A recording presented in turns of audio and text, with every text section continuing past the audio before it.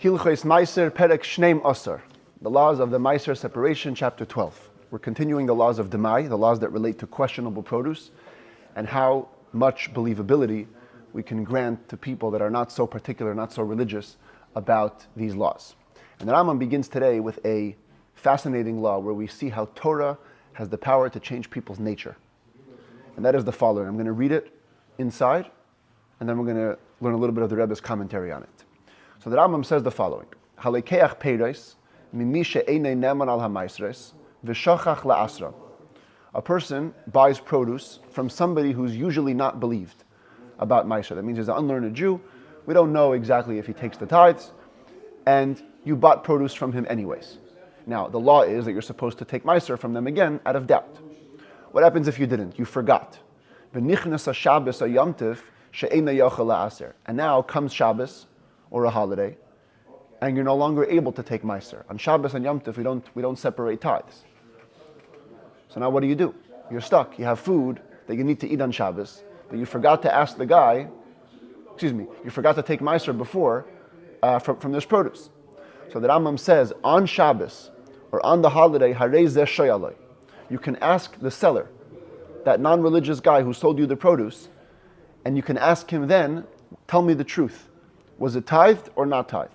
If the guy says, I took Maaser, oichel al piv b'Shabbos. On that Shabbos, you can eat from the fruit based on his word. Or, not the seller, another guy who's not religious, told you, I know about that produce, that it was tithed. Oichel al piv b'oisa Shabbos, you can use his words to eat the produce on that Shabbos. Even if you had other produce from the same type that you could have used as easily, you can use this doubtful produce based on the word of the non-religious Jew on Shabbos. Why? Because there's a fear of Shabbos that's present even on the common folk, and he won't transgress a sin. The Rambam takes it to the extreme. In the Gemara it says that they won't lie on Shabbos, but other sins they might do. The Rambam says no averis, including lying. There's something about Shabbos that inspires people, even that are not usually religious, to be more observant. Now, the Rambam right away clarifies, halacha beis, afal pi shehu eichel al piv b'Shabbos, even though he can eat based on his words on that Shabbos, harei ze lo yoichal me'oisan ha'peiros l'moitzoi Shabbos, on Motzei Shabbos, after Shabbos, you can no longer eat from that produce ad she'ya'aser demai al hakoil, until you take tithes out of question for everything. Backwards also, retroactively also. Al she'achal b'Shabbos ve'al hanishar, for that which you ate on Shabbos and for that which remains. Shaloi hekelu ve'he'aminuhu ela l'tzayrech Shabbos, because the sages were only lenient and believed him for the necessity of that Shabbos. Once the necessity of the Shabbos passes, there's no longer a believability. So I want to pause here for a second and give you the Rebbe's commentary on this halacha. The Rebbe says that there's a little question here. It's a bit of a funny dance you're playing. You're saying that on Shabbos he's believed because there's a fear of Shabbos, he's not going to lie. Then the second Shabbos is over, you say, oh, the leniency was only for Shabbos, now you want to eat more. You can't. Why? If it's true that the fear of Shabbos is on Ami Haaretz, then whatever he said on Shabbos is true, inherently true. Now, the Gemara asks this question, it's not the Rebbe's question, the Talmud Yerushalmi asks this question, and they explain that the truth is like this. There are some people that even on Shabbos they'll lie.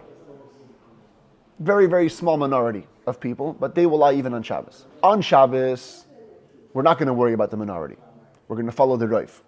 We're going to follow the majority, and since most people don't lie on Shabbos, we're going to follow them. Why is that? So the Talmud Yerushalmi offers another reason, which the Rebbe explains that the Rambam holds of both reasons. Talmud Yerushalmi says because of kavod Shabbos, to honor Shabbos. In order to enable you to honor the Shabbos, we're going to follow the majority and not worry about the minority that will lie even on Shabbos. However, after Shabbos, says the Rambam, if you look at the wording, it's very exact. After Shabbos, when there's no longer the principle of kavod Shabbos, the honor of Shabbos concept no longer applies. So then, you can't loy hekelu. You can't just be lenient anymore. Litzayrech Oisa Shabbos is the wording of the Rambam. For the needs of that Shabbos, for covered Shabbos, you can use the believability in a lenient way. But after Shabbos goes out, now there's no longer room to use this lenient believability. However, even there, the Rambam's exact wording implies that the non-believability only applies to what you want to eat now on Matzah Shabbos. And because you want to eat now on Matzah Shabbos, so we tell you retroactively to also tithe from what you ate before on Shabbos. But the Rebbe says, had you eaten everything up on Shabbos, or Shabbos goes out and you don't want to eat anymore, you actually don't have to take Maaser for that which you ate on Shabbos. Because for there, we still apply the principle. Kavod Shabbos, Eimas Shabbos, because of the honor of Shabbos, we're going to go with the majority of people that don't lie out of fear of Shabbos. And whatever happens on Shabbos, so to speak, stays in Shabbos. The leniency the leniency which you applied there stays there. After Shabbos, if you want to eat more, we have no more covered Shabbos to support the majority. Therefore, you have to worry about the minority. Take Maaser, and then you can eat later. It says the Rambam, Hoisa Shabbos v'Yom Tov samuch lo. If it was Shabbos and then immediately followed by a holiday, or a holiday and then Shabbos, v'sha'alei be'echad mihen, and you asked the Am Ha'aretz on one of the days, and he said it was tithe, in which case you can believe him. Oichel af b'sheni, you can continue eating on the second day as well, because it never became fitting to tithe. You never had a moment when you could take Maaser, so therefore the credibility extends all the way through both days. And the same thing applies if there's 2 days of holiday in the diaspora outside of Israel. We do 2 days of Sukkot, 2 days of Pesach, 2 days of Shavuot. So we can go for those 2 days relying on the Amoritz. Halacha Gimel, Hanishba al Chaveira Yeshayechal Imei b'Shabbos. There was a guy who really wanted his friend to eat by him on Shabbos. And he took an oath. He's like, I swear that I'm never going to benefit from you unless you come to my house for a Shabbos meal. Problem is, the guy would love to come. He just doesn't trust the host's level of religious observance to tithe the produce properly. So like in the other case, because he made an oath, there's more room to be lenient. You can ask him directly, hey, did you take Maaser from this produce? And if he says yes, you can believe him on that one Shabbos. Avol b'Shabbos shniya. But on the next Shabbos, afol pisha nadar mimenu hana. In lo yoichal etzla, even if he makes a vow again. I'm not going to have any benefit from you if you don't eat by me. Lo yoichal ad sheyaser d'mai. Now you cannot eat it until you take Maaser out of the questionable produce, as we explained in chapter 9, how to do that. Halacha dalet. Misha einay neman. Let's say you have a guy who's not believed about his religious observance when it comes to Maaser. Shari inuhu shehifrish trumas Maaser mipirosav shehein d'mai. We watched him do something extra religious for him, for his level. He took Trumas Maaser, that 1%, 10% of 10%, which belongs to the Kohen, from his produce, which is questionable. But then, after we saw him do this extra religious act, we saw that 1% fell back in to the mixture or somewhere else. And then the not religious Jew comes back and says, hey, I took care of it. But we didn't see the second time. We saw him take care of it once. We saw it fall back in, but we didn't see him take care of it the second time, but he says, I did. Here, we're going to believe him even during the weekday, and you can eat it, because Kishem she'emas Shabbos ala me'aretz, the same way there's a fear of Shabbos on the common folk, kach emas dimua alehem. They're also afraid of things which have truma mixed into it. They're not suspect to feed people food that has a mixture of truma. As we said in chapter 9, people weren't careful about Maaser, but truma they were careful about, because truma carries a severe punishment, death by the hands of heaven, so even the Amei Haaretz were careful about it. Halacha hey, Misha einay neman. Again, same scenario. Somebody is not believed about Maaser. Shari'inuhu shehifrish Maaser rishoin miperes elu. We saw him take the first tithe. Okay, so he took the first tithe from these fruits. The Amar shehifrish mehen Maaser sheni. And then he tells us, we didn't see him, but he says, I also took the second tithe, neman. We believe him. Why? Because the first tithe you lose. It goes to the Levi. So if the guy was religious enough to take the first tithe, which someone else gets to keep, so there's no reason not to believe him for the second tithe, which he gets to keep. But hifrish Maaser sheni b'fanenu, if it was the opposite, he took the second tithe as we were watching. Ve'amar shehifrish Maaser Rishon. And then he said, hey, by the way, I also took the first tithe. Ein nema. We don't believe him there. Shehasheni shaloi. Because the second one belongs to him. So fine, you took that one, but you're not going to take one for the Levi. That's not going to belong to you. V'haneman al hasheni. Ein neman al harishain. V'haneman al harishain. Neman al hasheni. If somebody is believed about taking second tithes, doesn't make him believe for the first one, but if you're believed for the first one, you're for sure believed for the second one. Lefichach, therefore, misha ein neman. If somebody's not believed about Maaser, shahoitzi peris mi beisei v'amar. He takes out a pile of fruits from his house and he says, Elu Maaser Rishon. Hey guys, this is Maaser. This is tithe that I separated for the Levi. Neman, he's believed. Ve'ein mafrishin mehen trumais u'maisres. And we don't separate from them. The commentaries explain from that pile. That pile which he declared to be Maaser, we don't have to take more Maaser from that out of doubt. Or truma. V'im Omar, but if he says, Elu Maaser Sheni, he walks out with a pile of grain and says, this is the second tithe, Ein Neman. He's not believed, V'harei demai. They're considered to be questionable. Umafrishin mehen trumas Maaser, and you have to separate again 1% trumas Maaser for the kohen out of doubt. V'yiroyali, it seems to me, on the other hand, shehu paida eskulam, that we do believe his words that it is the second tithe in the sense that you have to redeem it all. We're going to see later in the next set of laws about Maaser Sheni that if you want to eat Maaser Sheni grain outside of Jerusalem, you have to redeem it, transfer the holiness to the money, and then take the money to Jerusalem. So over here, even though we're not believing the Am Haaretz that it's actually second tithe, we're going to make you take Maaser again, but we are going to believe him that it's second tithe to the point that you have to redeem it all for money. Halacha Vav. A person who is an observant Jew goes over to somebody who's not believed about Maaser, and he says, please, kachli mimi shehu maaser. I need you to go to the store and buy me grain from somebody who is definitely trusted about tithes. So you're talking to a non-frum Jew, and you're basically asking him to go get you from a frum Jew some grain. He goes, he buys the grain, he comes back. He says, yeah, I got it from the frum guy like you asked. Einay ne'eman. He's not believed. Even though it's what's called milsa da'avida le'igluye, the truth will come out. If you're going to ask him who you bought it from, he'll say a name, and you'll go check it out. Doesn't matter. He might still lie. Why? Because later on, when you discover his lie, he'll say, oh, I thought he was trustworthy. You didn't say who to go to. You said, take it from a guy who's trustworthy. I thought he was trustworthy. But if the frum buyer instructed his agent, go get it from this guy, he labels the guy, then the agent is believed to say, I bought it from him, like you asked, because you're worried. You're going to go ask the guy, and you're going to confirm whether it's true or not. If the guy, again, instructed to take it to buy from a specific seller, and the agent went to buy it from that specific seller, the Amar, he comes back and says, I didn't find the guy you asked for, but I'm telling you, I found the frum guy, I know he's religious, and I bought from him.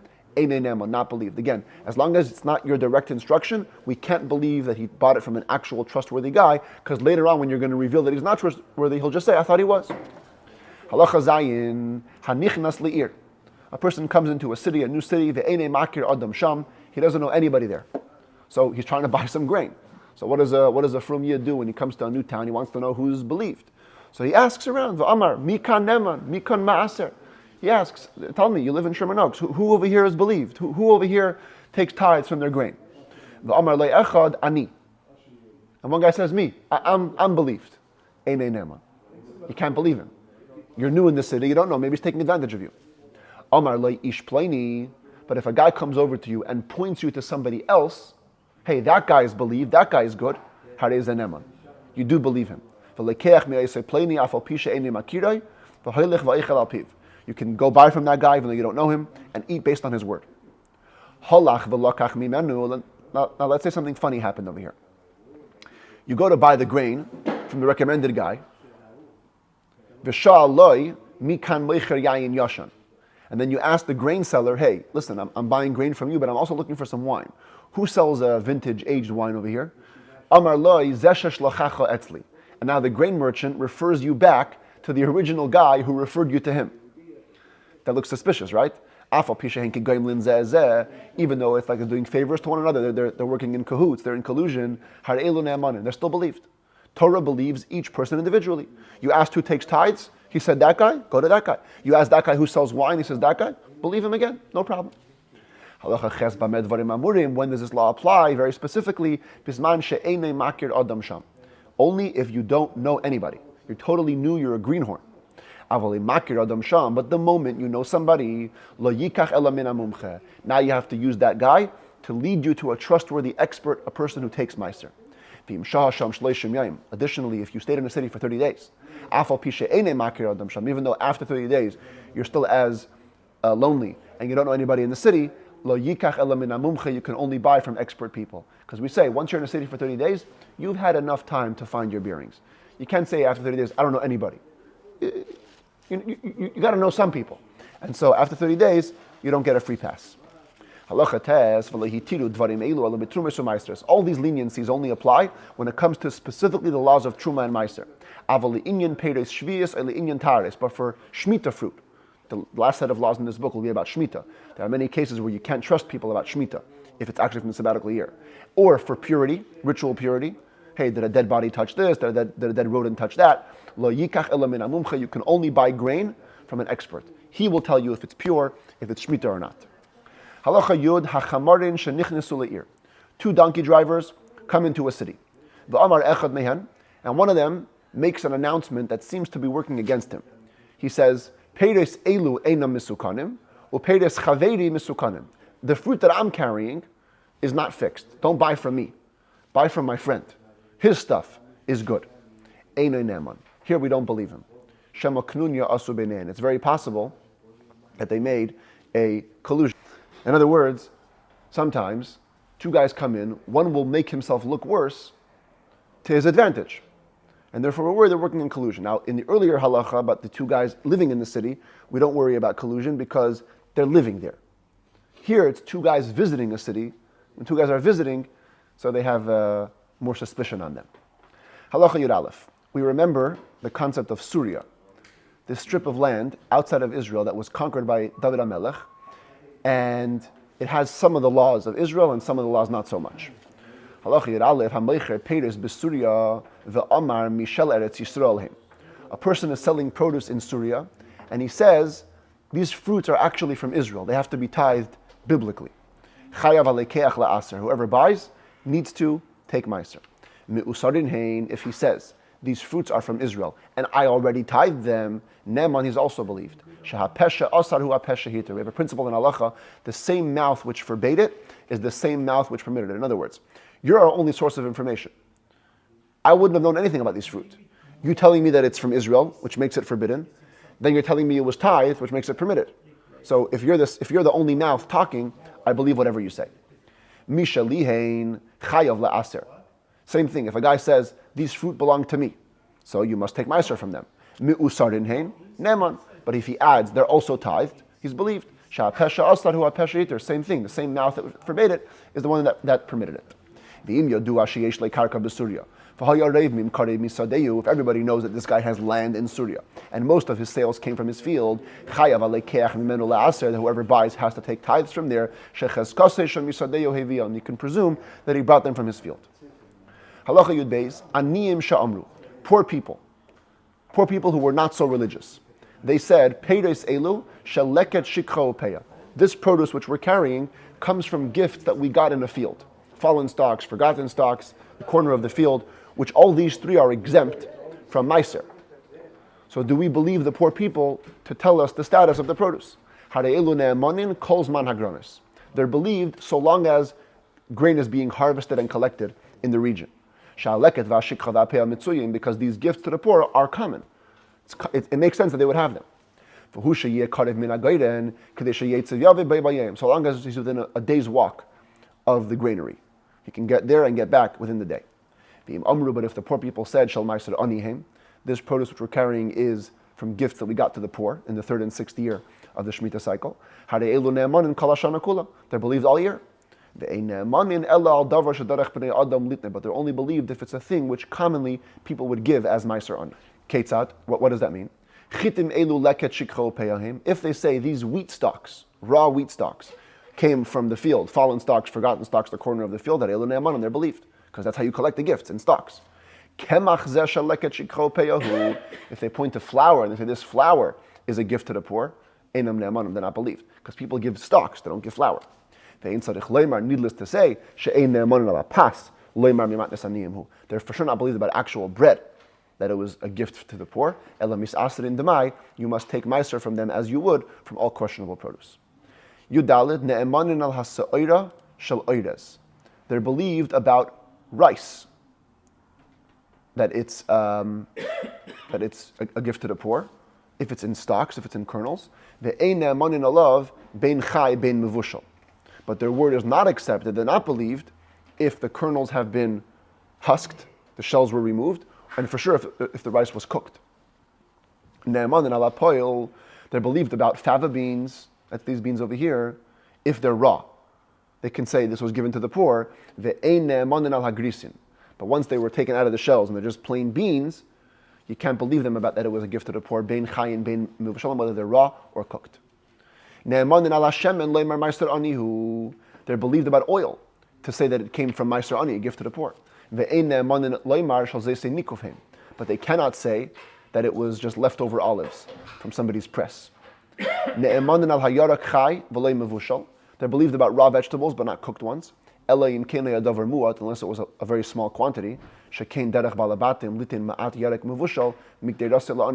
typically homeowners would give small gifts of cooked vegetables to the poor, so they're believed. The same way he's believed to say that, or because he's believed to say that the homeowner gave it to me, he's also believed if he says, I cooked it on my own from a gift that I got. This is called a migu. Migu means it's a believability system of since. Since you could have said a better lie had you been lying, so we believe you now on whatever you said. So you could have said a homeowner gave it to me and we believe you, so you can also say that I cooked it myself. Halacha tezvav v'chein ben Levi she'amar. If a Levi said, Peres elu mi Maaser Rishon shenitla truma sahem. These fruit that you see here are tithes that I got, Maaser Rishon, and I already separated the trumas Maaser. He's believed about Trumas Maaser, the same way a regular Jew is believed to separate the great Truma. But he's not believed to say that it's tithes to exempt it from taking the second tithe. If you buy that produce from the Levi, you still must take the second tithe. Now that Rambam gives a huge caveat on everything we've been saying till all day today, and even from earlier chapters. Halacha Tazayin ein kol advarim ha'elu amurin. All these laws of demai and questionable produce only apply to a common Jew who is neither believed nor suspect. We just don't know if he takes the tithes. But we have no reason to say that he actually doesn't take the tithes. But if we know about somebody that he's actually suspect to sell real truma grain as chulin, regular grain, he advertises regular grain when he's actually selling forbidden stuff. You can't buy from him anything, even if it has a potential to be connected to truma or maaser. Afilu kirvei dagim, even fish intestines. He can't sell fish intestines because they would add oil to the fish intestines, which could be they need to be tithed. And this guy is suspect to literally sell problematic grain. Additionally, it's only forbidden whatever he has in front of him. If he stores it in a storehouse, then you can buy from him. He would be too afraid to mix truma into his storehouse. Maybe he'll be found out and he'll lose everything. And same thing if a guy is suspect about second tithe, to sell them as regular grain. We don't buy from him anything that has even a potential to be connected to Maaser. This is all a penalty rabbinically. Halacha Yud Zayin, Chashud sheheyed al shalacherim neman. Interesting law. You have a Jew who himself is suspect. We wouldn't believe him on anything. But he testifies about somebody else that guy is good. Neman, he's believed. Chazaka ein adam chayte v'loy loy. A very important principle. We have a principle. A Jew doesn't sin if he doesn't gain personal benefit. You don't sin for others. So if you're coming to establish somebody else's status, we're going to believe you. And certainly if it's not a suspect guy, just a regular Am Haaretz who are not neither suspect nor religious, he can for sure tell us the status of somebody else. Lefichach, therefore, Am Haaretz she'amar. If an Am Haaretz says, Zeh tevel v'zeh truma, Zeh vadai v'zeh dmai, he points the grain, says, this is untied. This is truma. This is definitely untied produce. This is questionable produce. Afilu b'shaloi, even if it's in his own property, neman, he's believed about the status of the grain. Amar elu peris mesukanin, if he says these are totally fixed produce, all the tithes were taken, b'shalachedim neman. If it's other stuff, he's believed, not his own. Again, so long as it doesn't seem like there's in collusion or cahoots, as we explained before. Halacha yudches. A person sells fruit to his friend, and then after the guy leaves, he tells the buyer, hey, I was just playing a joke on you. You should know what I just sold you is tevel. It's untithed produce. Or habasar basar b'cher haya. Or that meat that I just sold you, it's firstborn meat. It's holy meat. Hayayin yayin nesech. The wine that I just sold you is idol worship wine. You can't drink it. Shuras hadin she'enei neman. The law, letter of the law says that he's not believed. Afilu haya hamaycher chaver. Even if the seller was a Torah observant Jew, we don't believe him. The hazari is machmir al atzmai. A person who has alacrity, he likes to serve Hashem on an extra level, should be strict. Ve'im he'eminoi harezeh meshubach. And if he accepts his word and believes him, he's trustworthy. Afilu haya hamaycher am ha'aretz. Even if the seller was an unlearned person, you should still believe him if you want to be extra, ultra orthodox.